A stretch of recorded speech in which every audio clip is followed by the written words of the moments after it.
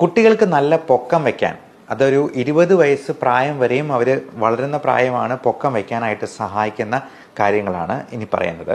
നല്ല protein rich ആയിട്ടുള്ള food, മുട്ടയുടെ വെള്ള, കോഴിയിറച്ചി, കാഷ്യൂനട്ട്, ബദാം, മുളപ്പിച്ച പയർ തുടങ്ങിയവ ഉൾപ്പെടുത്തുക.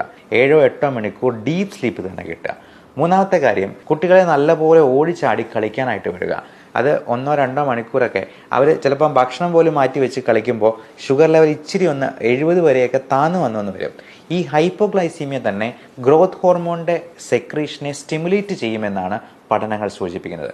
ഗ്രോത്ത് ഹോർമോൺ ഉണ്ടാകുന്നത് വഴിയാണ് കുട്ടികൾക്ക് പൊക്കം ഉണ്ടാകാനായിട്ടുള്ള ഇൻസ്റ്റിങ്ക്റ്റ് കൂടുക.